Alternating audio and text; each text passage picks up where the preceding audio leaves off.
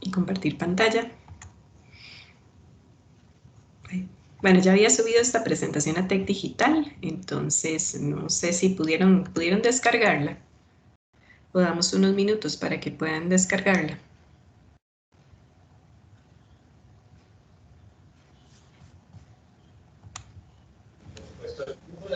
Sí, profe, pero no sé los demás, pero al menos yo ya la descargué. Los Yo estoy demás. adelantando después cuando estoy estudiando. Ah, ok. Bueno, entonces, ¿están viendo mi pantalla? Sí, profe. De la presentación. Ok, bueno, Sí, entonces profe. nos queda este tema de diferenciación celular en bacterias. Podemos definir este proceso como la habilidad que presentan algunas bacterias para producir un tipo celular distinto. Y esto puede ser relevante para diferentes aplicaciones biotecnológicas que vamos a ir viendo a lo largo de la presentación. Entonces aquí tenemos como un esquema para ilustrar gráficamente esto, ¿verdad? Como una célula, digamos, de una forma por decir algo de rectángulo, se puede cambiar su forma a algo completamente diferente, ¿verdad? Como este rombo que tenemos aquí en rojo, ¿verdad? Entonces eso es un poco la idea, o sea, que cambian a una forma muy diferente que puede servir o que podría tener eventualmente alguna aplicación biotecnológica. Entonces vamos a ver todos estos ejemplos que tenemos aquí. Vamos a hablar sobre esporulación en diferentes bacterias. Bueno, ustedes ya conocen la formación de endosporas en bacterias como Bacillus y pero también vamos a hablar de esporulación en Streptomyces, que es un productor de antibióticos, y esporulación en Myxococcus, que es una bacteria que también produce diferentes compuestos con actividad antimicrobiana. Después vamos a hablar del proceso de fijación simbiótica de nitrógeno que hacen las bacterias del género Rhizobium, y este es un proceso que requiere de la diferenciación celular para que se pueda dar, ¿verdad? Después vamos a hablar de otro tipo de diferenciación que ocurre en la bacteria Caulobacter, que es una bacteria ambiental que puede tener ciertas aplicaciones en bioremediación, y ella lo que hace es que cuando se divide forma una célula que es inmóvil y otra que tiene un flagelo. Entonces son morfologías, digamos, completamente diferentes y cada una también tiene características diferentes, pero se trata de la misma especie. También vamos a hablar de la formación de quistes en bacterias como Rhodospirillum, que es una bacteria que produce ciertos pigmentos que pueden ser de utilidad biotecnológica, y también en Azotobacter, que es otra bacteria que hace fijación de nitrógeno, pero es una bacteria de vida libre, entonces es un mecanismo un poquito diferente a la fijación de nitrógeno que se hace en Rhizobium. Y por último vamos a hablar de algunas cosas que hacen las cianobacterias, ¿verdad? Como por ejemplo formar heteroquistes, formar otros tipos celulares como los acinetos y los hormogonios, ¿verdad? Entonces vamos a hablar un poquitito de cada una de estas cosas.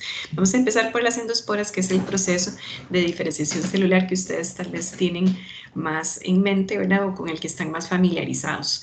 En este proceso, y ya ustedes en otros cursos han visto que es un proceso que inicia dentro de la célula bacteriana, ¿verdad? Y que se va dando por diferentes etapas hasta que la espora se logra completar dentro de la célula bacteriana, y ya cuando está madura entonces se libera, ¿verdad? Y la célula vegetativa, digamos, queda como en forma de restos, ¿verdad? Que se van degradando. Y lo que queda como estable, digamos, o latente es la espora, que luego puede germinar y hacer un proceso como a la inversa, ¿verdad? Para generar una célula vegetativa cuando las condiciones ambientales son favorables para la germinación.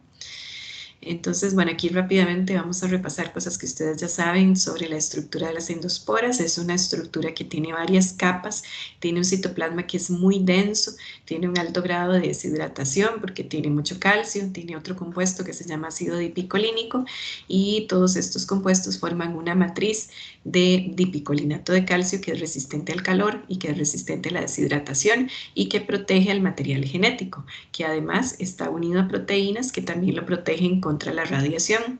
Después tenemos la membrana citoplasmática, que se deriva de la membrana citoplasmática de las células vegetales y que es, digamos, pues sensible, en realidad no aporta nada a la resistencia. Lo que sí aporta son las capas que son más externas, como esta corteza de peptidoglicano, que también tiene queratina y otras proteínas con aminoácidos hidrofóbicos insolubles que protegen contra ciertos químicos. Después viene esta capa cortical acá en café, que está compuesta por un peptidoglicano que es diferente al de la célula vegetativa y que tiene una estructura que es más como de gel que protege entonces contra la desecación. Y por último viene una capa que se llama exosporio, que está aquí dibujada como en celeste, que tiene algunas enzimas, que tiene resistencia a diferentes enzimas proteolíticas, ¿verdad? Entonces es una estructura que es de resistencia, que tiene una forma, digamos, completamente diferente a la forma de la célula vegetativa y que para que se genere requiere todo un proceso de diferenciación celular que está propiciado por condiciones nutricionales adversas, ¿verdad? Entonces por aquí dice, ¿verdad? Inicialmente condiciones de estrés nutricional. Bueno, normalmente cuando hay condiciones de estrés nutricional, la bacteria primero valora otras cosas, ¿verdad? Porque activar la esporulación es un mecanismo que es bastante complejo. Entonces, las bacterias generalmente primero valoran si tienen flagelos, si pueden hacer motilidad para buscar nutrientes en otros sitios por quimiotaxis, o si pueden secretar antibióticos para destruir, digamos, competidores, antibióticos o bacteriocinas para destruir competidores, o si pueden secretar enzimas hidrolíticas, ¿verdad? Para degradar almidón, por ejemplo, caseína o lípidos, ¿verdad? Entonces, algunas de estas cosas, por ejemplo, la actividad amilasa y caseinasa la vamos a ver en una de las prácticas de laboratorio, que por cierto no les dije al inicio cuando estábamos viendo el cronograma que pues dada la situación sanitaria, ¿verdad? Habíamos dejado las prácticas para el final, previendo que tal vez la situación sanitaria mejorara hacia finales del año y pudiéramos hacer las prácticas presenciales, pero de ya ustedes han visto en las noticias que estamos enfrentando pues un pico muy fuerte, ¿verdad? Con la pandemia del COVID-19, que no va a ser posible retornar a la presencialidad de este año, ¿verdad? Entonces las prácticas van a ser todas virtuales, pero hay una práctica que tiene que ver sobre actividades metabólicas y tiene que ver con esta parte de detección de la actividad amilasa y caseinasa. Entonces, eso es algo que la bacteria valora primero cuando hay una situación de estrés nutricional, antes de activar el proceso de diferenciación celular que tiene como producto final la endospora. Y eso es porque la producción de la endospora requiere la activación de más de 500 genes en un tiempo que más o menos dura unas 10 horas. Entonces, aquí tenemos algunos ejemplos de algunos de los genes que se activan y que es una vía parecida en algunas partes, es una vía parecida a la vía que permite que la bacteria incorpore ADN externo por transformación. Recordemos que esta bacteria Bacillus subtilis es naturalmente competente y puede hacer este proceso de forma natural, digamos, no es como Escherichia coli que la usamos en el laboratorio para transformarla, pero que tenemos que hacerle poros en la membrana para poder meterle, digamos, genes externos. Pero esta bacteria Bacillus subtilis puede hacer ese proceso, entonces también una parte de la vida va dirigida como a eso, a ver si logra capturar, digamos, algún gen que le pueda servir para algo y que en la situación de estrés nutricional en la que se encuentra, pero ya llega un punto en el que pues tal vez la bacteria dice, no, intenté un montón de cosas y nada me funcionó, entonces voy a esporular, ¿verdad? Voy a convertirme en una espora y voy a diferenciarme del tipo celular vegetativo. Bueno, entonces, ¿qué utilidad tienen estas esporas? Bueno, esto ha sido sumamente estudiado, ¿verdad? Porque hay muchas de ellas que tienen resistencia al calor. Entonces, han sido estudiadas para control de calidad de procesos de esterilización por calor, como las autoclaves. Entonces, tenemos aquí algunos ejemplos de esporas de diferentes bacterias, ¿verdad? Tenemos, por ejemplo, esporas de Bacillus subtilis representadas por un circulito negro, esporas de Bacillus cereus representadas por un triángulo blanco, esporas de Bacillus licheniformes representadas por un círculo blanco, esporas de Bacillus coagulans representadas por un cuadro negro y esporas de una bacteria que es del género Geobacillus, que se llama Geobacillus sterothermophilus, que está representada por un triángulo negro. Esta bacteria también vamos a producir en una de las prácticas de laboratorio virtuales, vamos a producir esporas de esta bacteria y las vamos a purificar. Esa es la última de las prácticas de laboratorio de este curso. Entonces vean aquí cómo cada una de ellas presenta diferente grado de resistencia al calor. Entonces, por ejemplo, la que menos presenta es la de Bacillus subtilis, ¿verdad? Porque con tratamientos, digamos, pues de tiempos más, bueno, aquí no dice la temperatura, sí, tratamiento 85 grados centígrados por diferentes tiempos. Entonces vean que la sobrevivencia de Bacillus subtilis es menor en comparación con las otras. Y la que presenta mayor sobrevivencia a estos tratamientos son precisamente las esporas de Geobacillus stereotermófilos. De hecho, es una bacteria termofílica que se cultiva entre 50 y 55 grados centígrados. Entonces es una bacteria que genera una endospora particularmente resistente que se utiliza para hacer indicadores biológicos para el control de calidad de procesos de autoclavado.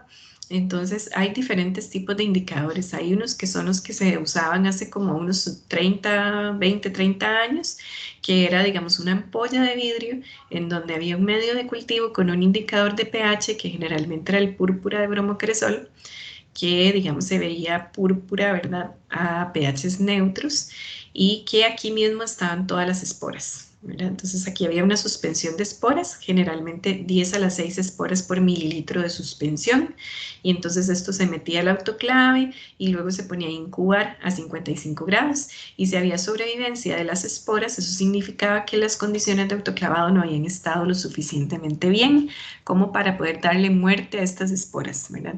Porque los procesos de autoclavado están diseñados para matar estas esporas, que son las más resistentes que se conocen, las más resistentes al calor.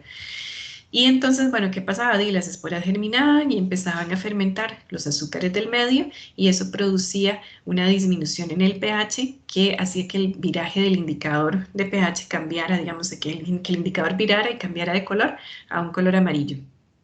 Entonces así era como uno podía ver visualmente, digamos, si el proceso de autoclavado había sido efectivo. Y luego se generó, digamos, una segunda generación, valga la redundancia, de estas mismas esporas, ¿verdad? Son las mismas, nada más que aquí el sistema es un poquito más moderno, porque las esporas están impregnadas en una tirita de papel y no están en contacto con el medio de cultivo. El medio de cultivo está metido dentro de una mini ampolla, digamos, de vidrio que está aquí adentro, y el resto del empaque es plástico. Entonces esto igual se mete en el autoclave y después se incuba. Pero entonces antes de incubarlo se quiebra esta partecita de vidrio por dentro, ¿verdad? Se quiebra dándole vuelta a esta tapa que está aquí. Eso le da vuelta, o sea, uno le da vuelta a esa tapa y esa tapa quiebra la ampollita de vidrio, y entonces las esporas que están aquí impregnadas en este papel filtro entran en contacto con el medio, y el medio, digamos, trae el mismo indicador de pH y todo, ¿verdad? Como ustedes pueden ver, es del mismo color morado. Entonces se mantiene morado si las esporas, digamos, no sobrevivieron al proceso de autoclavado, y cambia a color amarillo si las esporas lograron, digamos, si el calor no fue lo suficientemente fuerte como para matarlas, ¿verdad? Entonces eso refleja que el proceso de autoclavado no fue de buena calidad. Y ahora hay otros de una tercera generación que hacen una lectura más rápida, porque esto hay que incubarlo por lo menos 48 horas. Se puede hacer una primera lectura a las 24 horas, que si da negativa, se debe hacer una segunda lectura a las 48 para estar completamente seguros de que no sobrevivió ni una sola espora, ¿verdad? Porque digamos que si queda una sola espora viva, pues eso se va a empezar a germinar, pero va a crecer muy lento y va a tardar mucho en generar una cantidad grande de células vegetativas que pueda hacer un viraje en el indicador de pH, ¿verdad? O sea, la cantidad de ácido que se va a ir generando al principio va a ser muy poquita. Entonces, por eso un resultado negativo a las 24 horas no es lo suficientemente confiable. Hay que darle hasta las 48.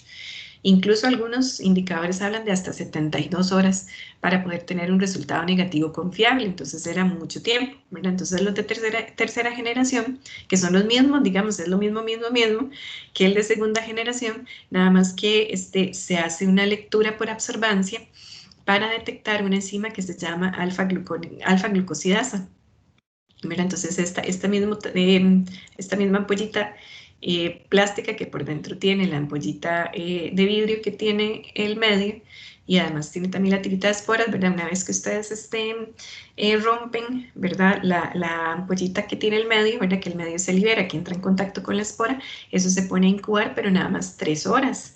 Y a las 3 horas se puede hacer una lectura de absorbancia a 490 nanómetros en un aparatito que la misma casa comercial vende, ¿verdad? Entonces ahí se pone O sea, se pone, bueno, más bien es este el aparatito, ahí se hace la lectura.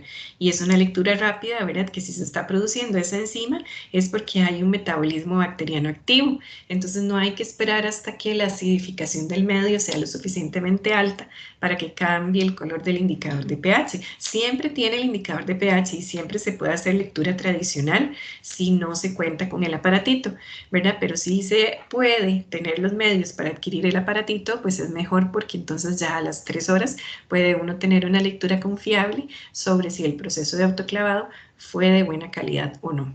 ¿Verdad? Entonces, digamos, en ciertos tipos de industria, pues sí invierten en esto, ¿verdad? Para poder tener un resultado rápido, ¿verdad? En industrias en donde es muy importante comprobar la esterilidad del producto. Ahora también Profe, están, ¿sí? en la segunda generación, ¿cuánto tiempo se tarda?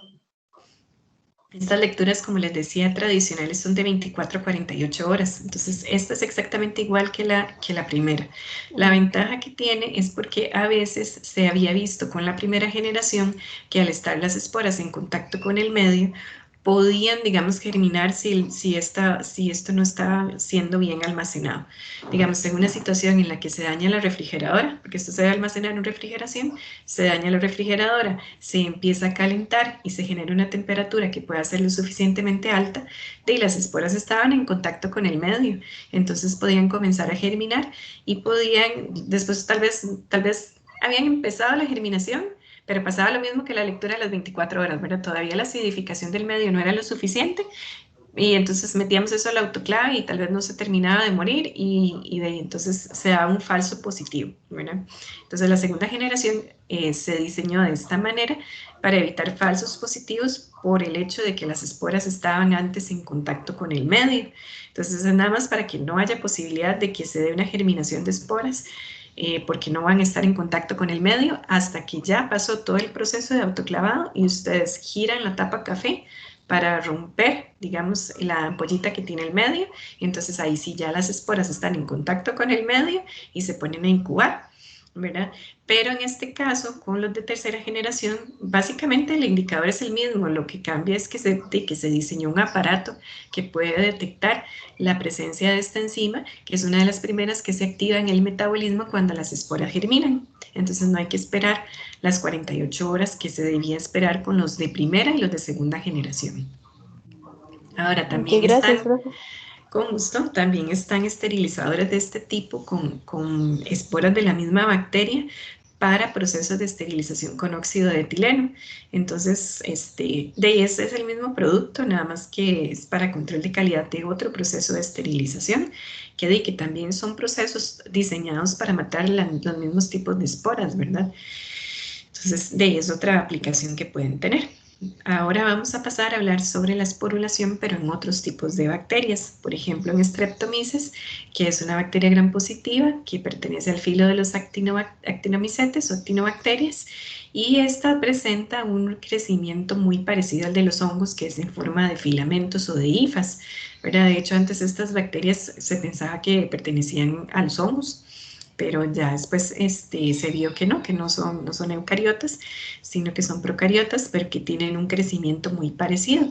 Lo que se ha postulado es que posiblemente decrecen de esa manera porque se han adaptado a nichos ecológicos muy parecidos, ¿verdad? Como estas son bacterias de suelo, pues es un nicho parecido al que tienen muchos hongos, entonces que pudieron haber desarrollado un tipo de crecimiento parecido en forma de hifas, pero son diferentes, ¿verdad? Son bacterias, no son hongos. Y estas esporas, bueno, no son tan resistentes a condiciones adversas como la endospora, pero sí puede sobrevivir por periodos muy largos de tiempo y también se considera una estructura latente, también puede ser dispersada en el ambiente y puede entonces llegar a otro sitio en donde puedan haber mejores condiciones. Y algo interesante es que se ha asociado que la esporulación, en Streptomyces por lo menos, va de la mano con la activación de las vías metabólicas para producir el antibiótico streptomicina. Entonces, son procesos de diferenciación celular que van de la mano con el metabolismo secundario, entonces por ahí viene la aplicabilidad o utilidad biotecnológica. Entonces, este proceso es también bastante complejo. Normalmente este tipo de bacteria, digamos, tiene estas hifas aéreas en donde se va dando un crecimiento apical, o sea, se va dando un crecimiento aquí en esta región, digamos, la región apical de la hifa, de esta hifa. Ahí es donde ella se va dividiendo y va creciendo. Pero entonces cuando la bacteria decide que va a esporular, que es también un proceso que tiene relación con pobre condición nutricional en el medio, ¿verdad? Entonces se forma acá en esta parte apical, digamos, empieza el proceso de la esporulación y va, digamos, hay dos procesos que van como de la mano. Uno es la división de esta célula, que está en el extremo apical de la hifa aérea, ¿verdad? La división de la última célula en, digamos, compartimentos pequeñitos, ¿verdad? Entonces, estos son procesos como de membrana para que se puedan generar compartimentos pequeñitos en donde van a estar las esporas. Pero estas esporas también necesitan tener dentro de estos compartimentos pequeñitos material genético. Entonces, hay otro proceso que va de la mano que es de replicación de ADN para que cada una de ellas pueda tener, digamos, una membrana independiente y un material genético interno, también, digamos, independiente de las demás esporas.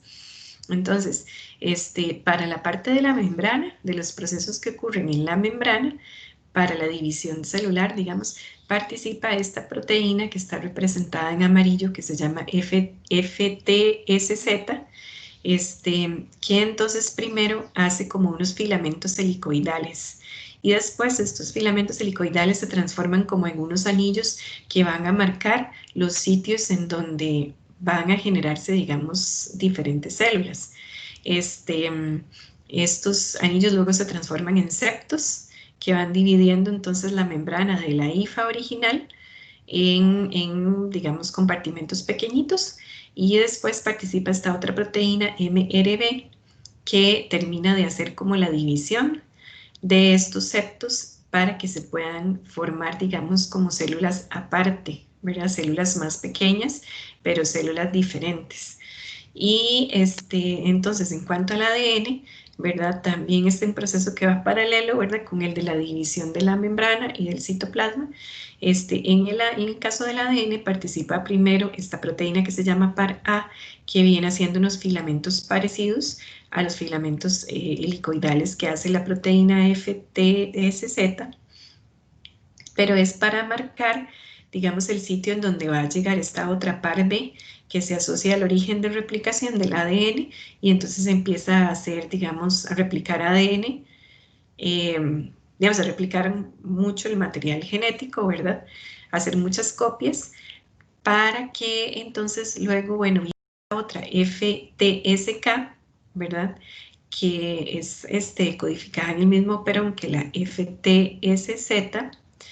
Esta entonces lo que hace es dirigir cada copia del material genético, digamos, dirigirlo a cada uno de los septos, ¿verdad? Que ya se formaron, y entonces ya cada septo tiene su material genético, tiene también su citoplasma, y entonces pues lo que hace falta es ya como nada más que se separen las células, ¿verdad? Pero ya cada uno tiene también replicado su material genético, ¿verdad? Entonces es un proceso que también es bastante complejo, parecido, digamos, en complejidad al de la esporulación en bacilos, ¿verdad? Y lo que se ha visto interesante que les había comentado es que las vías de señalización que activan este proceso, bueno, implican la participación de un factor de transcripción que se llama ADPA, y este factor de transcripción está implicado en la regulación de los genes que participan en la formación de los septos y en la esporulación, pero también está implicado en la regulación de genes que codifican para el metabolismo secundario, incluyendo la producción de streptomicina, que es un antibiótico producido por Streptomyces, también este otro compuesto, grixasona, que también tiene actividad microbiana, y otros compuestos ahí que también pueden ser de utilidad o de interés. Entonces, este factor de transcripción está implicado en la regulación de los dos procesos, porque son procesos que van un poco como de la mano, si queremos decirlo de esa manera. Digamos, cuando la bacteria está produciendo este antibiótico o los metabolitos secundarios, es porque ya se encuentra en su fase de crecimiento no exponencial, ¿verdad? Ya se encuentra en su fase estacionaria del crecimiento, es porque ya hay pocos nutrientes y entonces es también cuando suelen darse los procesos de esporulación para, digamos, adquirir un estado como de latencia o para adquirir un estado que permita la dispersión en el ambiente. Entonces son ciertos procesos que están relacionados. Ahora vamos a ver otro proceso de esporulación, pero en otra bacteria que se llama Myxococcus. Y esta es una bacteria también bastante interesante. Es una bacteria ambiental también, ¿verdad? Es gram negativa, está en el suelo y tiene un ciclo de vida que es bastante complejo y que implica un comportamiento social, si se quiere, muy sofisticado, ¿verdad? Entonces esta bacteria es predadora, saprofítica, o sea, ella se come otras bacterias muertas en el ambiente y de ahí puede obtener nutrientes. O incluso es ella misma, digamos, células de ella misma que mueren, también se las puede comer. Y bueno, entonces normalmente cuando hay pocos nutrientes, ¿verdad? Y las células vegetativas empiezan a formar grupos, empiezan a agruparse.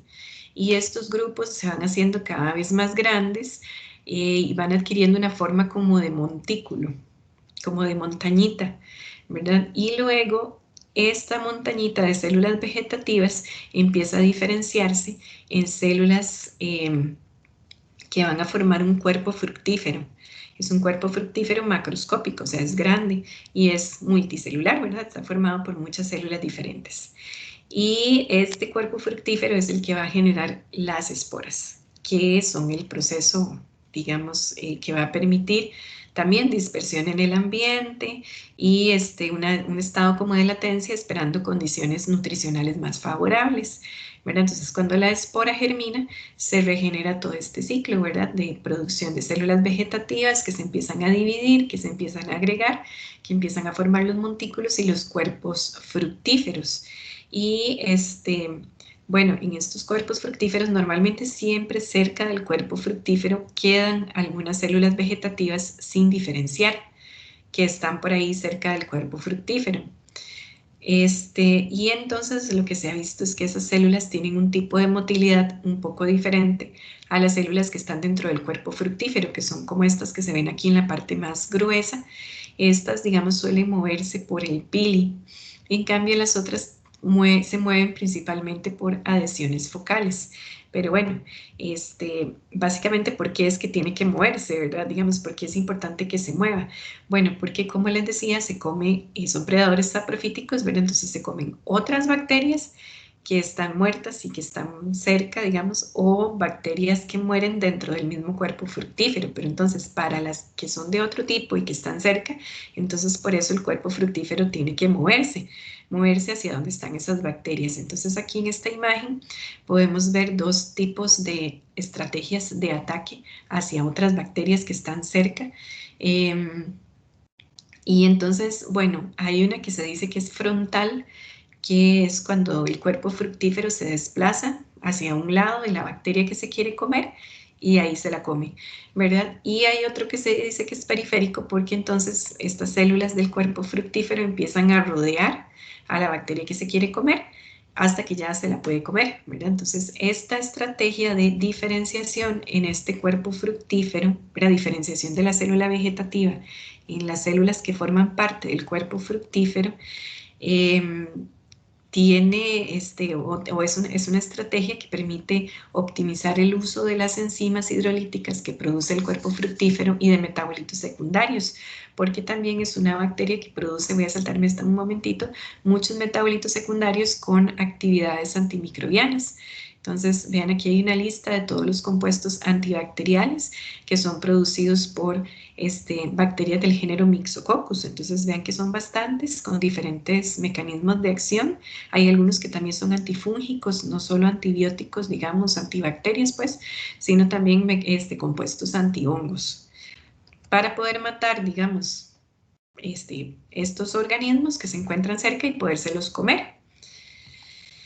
Y bueno, esta estrategia es diferente a la estrategia que hacen otras bacterias que también se comen a otras bacterias, ¿verdad? Digamos, por ejemplo, las bacterias de este género, del ovibrio, ellas pueden comerse a otras bacterias, pero esto es un proceso que es no cooperativo, o sea, no implica la socialización de ningún tipo con otras células de ella misma, ¿verdad? Sino que simplemente ella se acerca a la bacteria presa, la logra invadir, se mete en el espacio periplásmico, logra desplazar el citoplasma, digamos, deformar ese espacio periplásmico y agrandarlo para irse, digamos, comiendo el contenido citoplasmático de la bacteria presa, y entonces empieza a crecer y a replicarse y luego ya termina matando completamente a la bacteria presa y liberándose al ambiente para iniciar otra vez otro ciclo de predación. Entonces este otro es un proceso diferente, ¿verdad? Aquí en algún momento también cuando está el cuerpo fructífero, ¿verdad? Diferenciado, también ahí es cuando se producen las esporas, ¿verdad? Que es el proceso que estamos viendo. Entonces este proceso de esporulación, bueno, primero la formación del cuerpo fructífero en estudios que se han hecho in vitro tarda aproximadamente 72 horas. Bueno, en condiciones de pocos nutrientes o de inanición. Y en esos cuerpos fructíferos lo que se ha visto es que hay una pequeña parte de las células que permanece, ¿verdad? Como veíamos aquí, como célula vegetativa sin diferenciar alrededor del cuerpo fructífero. Pero también hay otra parte que se diferencia en las mixosporas, que son estas que estamos viendo acá, ¿verdad? Entonces hay una parte que se queda como células vegetativas por fuera y hay una parte que se convierte en esporas dentro del cuerpo fructífero y que luego son liberadas, y hay otra parte de las células que están dentro del cuerpo fructífero que se termina muriendo porque no hay suficientes nutrientes para alimentarlas a todas. Entonces, la muerte de esas células es aprovechada como fuente de nutrientes para las que quedan alrededor y para permitir también la esporulación. Entonces es todo un proceso, digamos, cooperativo bastante complejo, en el que también está implicada la diferenciación celular y en el que también está implicada la producción de metabolitos secundarios que pueden ser de utilidad biotecnológica. Entonces, bueno, esto ya lo vimos. Ahora habíamos dicho que íbamos a ver, ¿verdad? Procesos de esporulación en estas tres bacterias, ¿verdad? Bueno, en bacterias como Bacillus, como Clostridium, que forman endosporas, en bacterias como Streptomyces y en bacterias como Myxococcus. Ahora vamos a ver fijación simbiótica de nitrógeno en Rhizobium. Este es un proceso que también requiere diferenciación celular. Vamos a ver dónde está. Ah, ok, sí. Este proceso, bueno, tenemos primero las células vegetales de la raíz de las plantas. Estas células normalmente liberan a su alrededor compuestos flavonoides. Estos compuestos flavonoides activan la transcripción de un operón que se llama NOD en la bacteria Rhizobium. Esta bacteria es una bacteria de suelo que se encuentra cerca de las raíces de las plantas. Entonces, ella reconoce esta señal que proviene de las raíces de las plantas y esta señal entonces activa la transcripción del operón NOD, que es un conjunto de genes que produce factores de nodulación. O sea, es porque básicamente va a atraer a las bacterias, ¿verdad? Va a atraer a las células vegetativas cerca de la raíz de la planta. Y entonces va a permitir que se forme un nódulo, que es esta estructura que vemos en la parte C de la imagen. Entonces, ¿qué es el nódulo? Bueno, es como el pelo de la raíz de la célula vegetativa, ¿verdad? Bueno, sí, de la raíz de la planta. ¿Verdad? Es uno de estos pelos radicales de la planta que fue invadido por bacterias y entonces cambió un poco su forma, ¿verdad? Ya no tiene esa forma tan alargada de pelo, sino que es más como, bueno, la forma del nódulo, perdón. Y entonces en ese nódulo ocurre la diferenciación celular de estas células vegetativas que se metieron acá en el pelo radical. Y ahorita vamos a ver la forma que adquieren. Nada más comentar que en el nódulo es en donde ocurre la reacción de fijación biológica de nitrógeno y esta es promovida por enzimas nitrogenasas que produce la bacteria y que están codificadas por genes que se llaman NIF. Entonces, aquí podemos ver, ¿verdad? Este es el pelo radical que fue infectado por las bacterias y esta es una célula vegetal, ¿verdad?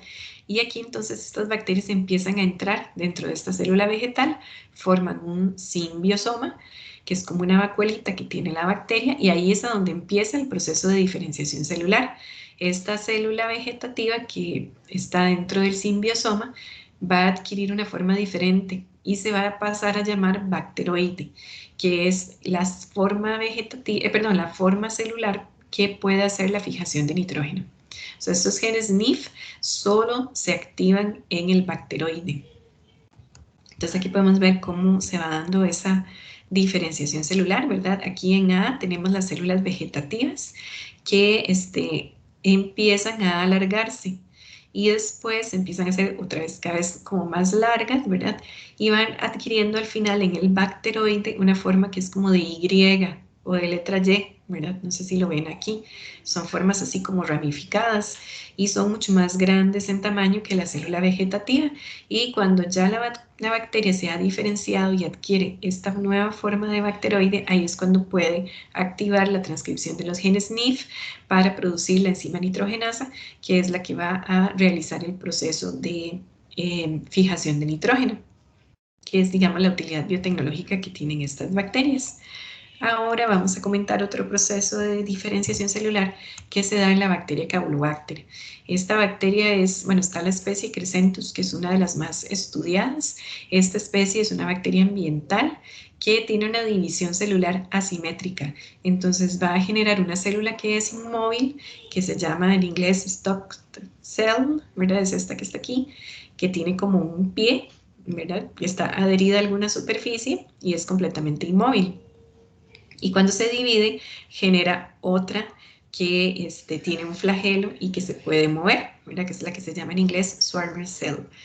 Esta célula entonces se puede dispersar para buscar nutrientes en otro sitio, pero no es una forma replicativa. Entonces, ¿qué es lo que sucede o cómo es que funciona el ciclo? Bueno, esta una vez que llega a una superficie en donde encuentra nutrientes o a un medio en donde encuentra nutrientes, se vuelve a diferenciar para formar una célula de estas y entonces genera esta estructura que es la que le permite anclarse a la superficie y quedarse ahí, porque ahí ya encontró, digamos, condiciones favorables. Entonces ahí empieza a replicarse y se vuelve a dar otra vez todo el proceso, ¿verdad? Entonces, esta, digamos, es la que se puede dividir, la inmóvil es la que se puede dividir para generar la flagelada. La flagelada, cuando encuentra condiciones ideales, se diferencia en una célula inmóvil para poderse replicar. Entonces, ese es el proceso. Y bueno, aquí tenemos otra vez otra imagen del proceso. Vamos a ver qué podemos decir aquí interesante. Sí, bueno, esto es lo que les decía, que la célula flagelada que tenemos aquí se puede diferenciar en una célula inmóvil, que es esta que está aquí, mira, que genera esto que se llama como pie, se le dice pie en español, que es lo que le permite adherirse a las superficies, y entonces es la que se puede dividir, porque la flagelada no puede dividirse. Entonces, la que es inmóvil se divide y genera una célula hija flagelada, que entonces luego vuelve a iniciar ese ciclo porque se vuelve a diferenciar en una célula inmóvil y esta es la que se puede replicar, ¿verdad? Entonces en ese proceso se ha visto que participa esta proteína CTRA, que es un factor de transcripción, y también participan estas otras PLE-C y DIF-J, que se expresan solamente en la célula que es bueno, por lo menos esta DIF-J se expresa en la célula que es inmóvil, al igual que CTRA, ¿verdad? Que están implicadas en la replicación celular, el control del ciclo celular en esta bacteria. Más bien esta PLE-C es la que se asocia a la célula flagelada, ¿verdad? Sí, entonces esas son las que participan, ¿verdad? Entonces la PLE-C ya no se expresa en la célula que es inmóvil, ¿verdad? En la célula que es inmóvil se expresan la CTRA y la DIF-J, que tienen que ver con la división celular, y esta otra entonces es la que tiene que ver con la célula que es flagelada.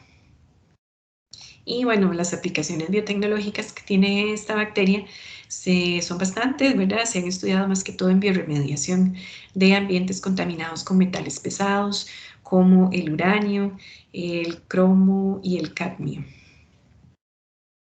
También hay otros estudios en donde, vamos a ver, dice que... bueno, esa es otra especie, ¿verdad? Esa es Caulobacter flavus, ¿verdad? No es la especie Crescentus, que es en donde se ha estudiado más todo este proceso de diferenciación celular. Esta otra especie de Caulobacter dice que tiene características que promueven el crecimiento de las plantas y la resistencia a metales pesados en suelos que están muy contaminados. Entonces, las aplicaciones son más que todo en bioremediación. Bueno, entonces ahora vamos a hablar sobre otro proceso de diferenciación celular que se da en la bacteria Rhodospirillum.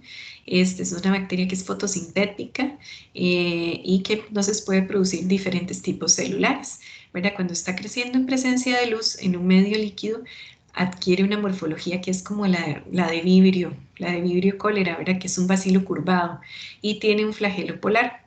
Entonces, en un medio sólido, normalmente se diferencia a una bacteria que tiene muchos flagelos. Bueno, entonces esto es en un medio líquido tiene solo un flagelo, en un medio sólido tiene varios flagelos y cuando hay pocos nutrientes, ambos tipos de células se pueden diferenciar en un quiste que es resistente a la desecación. Y esta formación de quistes comienza por la acumulación de gránulos de PHB, que después generan el cambio en la morfología y la producción del quiste.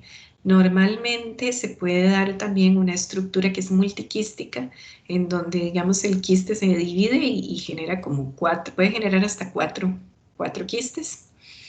Quistes multicelulares, ¿verdad? Que luego en condiciones favorables pueden, digamos, germinar y producir otra vez células vegetativas, ya sea con uno o con dos flagelos. Pero bueno, ese es el ciclo de vida entonces que hace esta bacteria. Mira, el quiste le sirve como estructura de latencia cuando las condiciones ambientales o nutricionales no son tan favorables.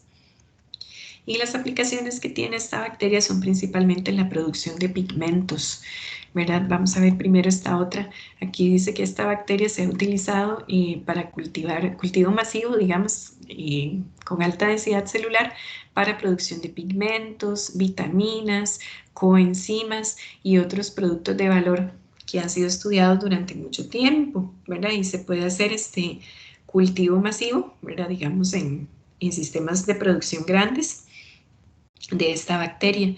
Y entonces, bueno, aquí viene ya toda una lista de diferentes compuestos, ¿verdad? Con sus respectivas referencias, por si ustedes desean ampliar un poco más, ¿verdad? Pero aquí básicamente hay compuestos como los que vimos, ¿verdad? De pigmentos, ¿verdad? Como el número 7, los carotenoides, bueno, los PHBs, que también tienen utilidad para la producción de plásticos biodegradables, algunos compuestos también que pueden utilizarse en tratamiento de aguas residuales, ¿qué más hay interesante? Bueno, las vitaminas, ¿verdad? También se pueden producir en esta bacteria, otras enzimas para aplicaciones ambientales, perdón, alimentarias o de otro tipo. También es una bacteria que produce hidrógeno que puede ser utilizado para combustible y en fin, digamos, es una bacteria con muchas aplicaciones biotecnológicas. Entonces, en este caso más bien, bueno, por ejemplo, en el caso de que nos interese la producción de PHBs, entonces interesa inducir en cultivo la formación de los quistes, que son los que presentan mayor contenido de PHB. Pero si, por ejemplo, nos interesa la producción de alguna otra cosa, entonces más bien lo que hay que evitar es que la bacteria se vaya hacia este ciclo de diferenciación celular y que se mantenga como célula vegetativa. Pero ahí como tiene tantas aplicaciones, pues todo depende de lo que interese. Y vamos a ver también formación de quistes en otra bacteria que es Azotobacter, que es también fijadora de nitrógeno, pero es de vida libre. Entonces, esta bacteria aquí, yo no encontré, digamos, como un esquema más bonito. El que encontré es como bastante feo, porque es muy viejo, es de 1975. Pero bueno, aquí podemos ver el ciclo de vida, ¿verdad? En el que vemos la célula vegetativa que se enquista igual, digamos, en condiciones que no son muy favorables, y que luego el quiste puede germinar. Este sí es un quiste unicelular, ¿verdad? No es como el otro que puede ser multicelular, ¿verdad? Aquí podemos ver varios Podemos ver varios quistes o varias células dentro del quiste. Aquí tenemos solamente una. Y bueno, entonces en general podemos decir sobre esta bacteria que es gram negativa, que está en el suelo, que es de vida libre y que puede hacer fijación de nitrógeno. Y que los quistes son metabólicamente inactivos y que son resistentes a la desecación. Entonces, en esta bacteria más bien lo que interesa es la célula vegetativa, que es la que hace la fijación de nitrógeno. Y para, digamos, procesos biotecnológicos, lo que interesa es impedir que se dé la formación del quiste, ¿verdad? Para poder explotar el proceso de fijación de nitrógeno. Y lo último que vamos a ver es la formación de diferentes cosas en cianobacterias. Bueno, las cianobacterias son un grupo filogenético responsable de procesos metabólicos que son muy importantes para la biosfera, como la fotosíntesis, ¿verdad? Entonces eso ustedes ya lo saben de microbiología aplicada. Lo que tal vez no se ve en ese curso es que ellas tienen morfologías complejas y que muchas de ellas son también multicelulares y que crecen formando filamentos en los cuales pueden haber también diferentes tipos de células para funciones especializadas. Entonces, el filamento no necesariamente está constituido por el mismo tipo celular, sino que puede haber dentro del filamento diferenciación en todas estas cosas. Digamos, estas microalgas pueden producir heteroquistes, pueden producir otro tipo celular que se llama acineto y otro tipo celular que se llama hormogonio. Entonces, en cuanto a los heteroquistes, ellas son células metabólicas, son células metabólicamente activas que están dedicadas a la fijación de nitrógeno. Entonces, no sé si ven aquí, digamos, este filamento que tiene aquí un montón de células redonditas de tamaño muy parecido, pero de pronto aparecen acá otras que son un poco más grandes o que a simple vista se diferencian porque son un poco más grandes. Y estos son los heteroquistes, ¿verdad? Y en estos heteroquistes se da un ambiente que es bajo en oxígeno, porque la enzima nitrogenasa que hace fijación de nitrógeno es sensible al oxígeno. Entonces, la célula vegetativa hace fotosíntesis oxigénica y produce mucho oxígeno. Pero entonces, para poder hacer la parte de fijación de nitrógeno, de ese tipo de célula no es favorable, ¿verdad? Entonces, por eso el filamento, algunas de las células del filamento se pueden diferenciar en un tipo diferente, que es el heteroquiste, que tiene unas condiciones más adecuadas para la fijación de nitrógeno, mira que son condiciones microóxicas. Y entonces aquí podemos ver, porque ellas están, de aquí ustedes ven que están, digamos, estos heteroquistes están a la par de las otras, ¿verdad? De las células normales, digamos, de las que hacen fotosíntesis. Entonces, lo que se ha visto en estudios, digamos, estructurales, es que el heteroquiste, digamos, tiene cierto contacto con la célula normal, por medio de unas estructuras que se llaman microplasmodesmos, que están aquí. Y entonces este proceso de fijación de nitrógeno en el quiste va a ocurrir de forma separada al proceso de de fotosíntesis, pero sí hay cierto contacto con ellas para el paso de una pequeña cantidad de oxígeno. Pero digamos que va a ser un compartimento que va a estar aislado del otro proceso en el que se está dando la fotosíntesis. Bueno, aquí tenemos en esta imagen que el quiste está del lado izquierdo y la célula vegetativa está del lado derecho. Y que en el quiste hay una estructura que se llama cianoficina, que es un gránulo, que dice que normalmente no se observa en las micrografías, ¿verdad? Entonces se ve como un hueco. Pero bueno, aquí está representado acá, que es como la estructura que está asociada a estos microplasmodesmos y que hace como cierta separación, pero sí hay cierto contacto también. Y ambos tipos de células tienen una distribución diferente de los tilacoides. Y en el caso de la célula vegetativa, los tilacoides están distribuidos de forma periférica, pero en el caso del heteroquiste están cerca de esta estructura de este gránulo. Y también en el caso de la célula vegetativa presenta estas otras estructuras que están ausentes en el quiste, que son los carboxisomas. Entonces, estas son, digamos, las principales diferencias morfológicas entre ellas. Y en cuanto a función, pues las diferencias son las que comentamos, ¿verdad? La célula vegetativa hace fotosíntesis y el heteroquiste hace fijación de nitrógeno. Ahora, otro tipo de célula que se puede presentar en las microalgas son los acinetos. Estos más bien son, son una especie de espora que es resistente al calor, perdón, que es resistente a la desecación, pero no es tan resistente al calor. Entonces se forma también pues en respuesta a condiciones ambientales no tan favorables, como por ejemplo cuando hay poca luz o cuando hay poco fosfato. Y estas son estructuras que son más grandes que la célula vegetativa y que tienen una actividad metabólica más reducida. Y otras estructuras que se pueden formar son los hormogonios, que en realidad son varias células, ¿verdad? Es un filamento más corto que el filamento normal, digamos, y que está formado por células que son más pequeñitas. No sé si pueden apreciar aquí, digamos, en este lado tenemos los filamentos de células vegetativas, que tienen las células que son un poquito más grandes, y estos hormogonios, que es un filamento más cortito, con células más pequeñas. Ellas se producen por división celular, pero sin incremento de biomasa, por eso es que son más pequeñitas. Y bueno, no se conoce como un único factor físico o factor nutricional que desencadene la diferenciación en hormogonios. Lo que sí se ha visto es que los hormogonios tienen mayor motilidad, entonces podrían ser una estructura que sirve para colonizar otros ambientes. Eso es como lo que se cree.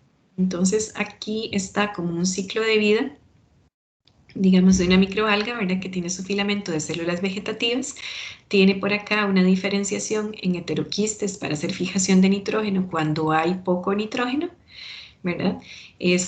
Pero digamos, si hay mucho nitrógeno, pues no se da la diferenciación celular en heteroquistes. También, digamos, está por otro lado la producción de los acinetos, que son como una estructura parecida a una espora, que se produce cuando hay pocos nutrientes disponibles, ¿verdad? Para tener cierta resistencia a desecación y cierta, digamos, condición de latencia a la espera de mejores condiciones. Y también tenemos los hormogonios, que también se pueden formar por diferentes factores, pero que se han asociado con con la producción de células que son un poquito más pequeñas que las células vegetativas, y en una producción también de filamentos más cortitos que los filamentos de células vegetativas, y que se han asociado con la colonización de otros ambientes, ¿verdad? La dispersión, digamos, para colonizar otros ambientes. Pero no hay como un factor así como característico que se diga que es en respuesta a ese factor, ¿verdad? Puede ser como en respuesta a muchas cosas. Y bueno, entonces eso es lo que les traía sobre procesos de diferenciación celular en bacterias y sus posibles aplicaciones biotecnológicas. No sé si tienen alguna pregunta, chicos, de esta parte.